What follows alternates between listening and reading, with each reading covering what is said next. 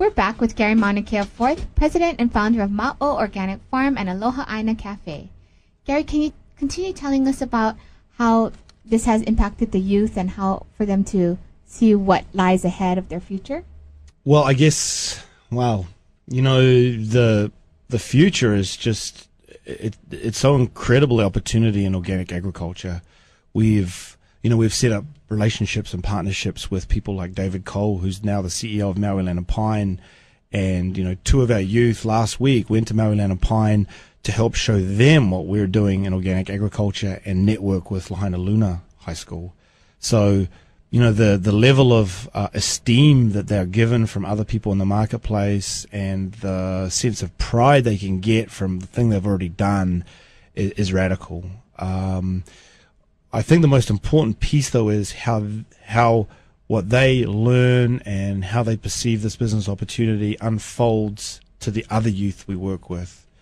Because the 4 youth that are the key component of the organic farm are graduates from our internship. In the internship currently we have 4 other youth, and then in the high school we work with about 25 youth. They're at Waianae High School, and 6 of those youth are on paid internships. From that group of kids, we also work at Waianae Intermediate School, where we run a program called the Aipohaku Workshop, which over the course of a semester works with over 500 kids. So as you go down through these tiers of kids, you get youth-on-youth mentoring.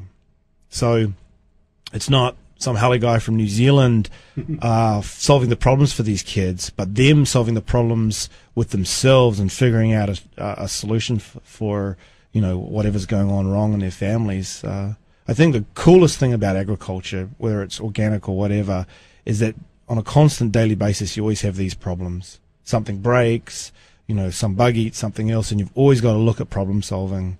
So they learn this skill. It's like, you cannot call a plumber up to fix it because he costs $75 an hour. So you've got to learn all these things. You become someone that multitasks. So I think the ability, I can see one of the issues for us in the next few years is people headhunting our youth and wanting them to work for other organizations. So we're going to have to figure out, how to pay them well. We're going to have to figure out how the business works well enough so that the profit share is fair enough to keep them wanting to work in Waianae. And then, other issues, many of our youth get to travel. We've taken youth to New Zealand and to New York, to Boston, to California, and now another group of youth is going to New Zealand at the end of the year.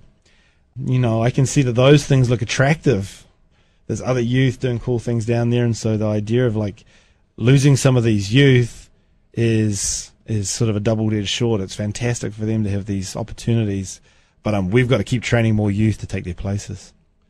These programs that you've set up now, because Ma'o seems to have so much momentum with restaurants like Town, and then relationships with the Gift Foundation. Can you talk a little bit more about that and how that kind of helps your mission? Well, in fact, one of the 6 objectives that was originally formulated for the non-profit organization, which is the Waianae Community Redevelopment Corporation, and that's the non-profit that set up Ma'o, was one of the 6 was that we would start partnerships and collaborative ways to work with the idea that, my resources can leverage someone else's mission and someone else's resources can, leverage mine, vice versa sort of thing. So we have really actively tried to find partnerships and people that we can work with in the future. It doesn't work well sometimes, because some people have different ways of working. So we've gone through lots and lots of efforts to build relationships with people like Leeward Community College, Kaiser Permanente, where we run a farmers market, and the restaurant Town with Ed Kenny as the owner has been an incredible help to us because they've taken our food and put it in an environment that's very discerning. And if our product wasn't good enough, it wouldn't be there. And we have to constantly on a daily basis worry that it is good enough, which makes us better as entrepreneurs. That's one thing. And the other, Ed and his co-chef Dave, they come to Waianae all the time, and they're teaching kids about food.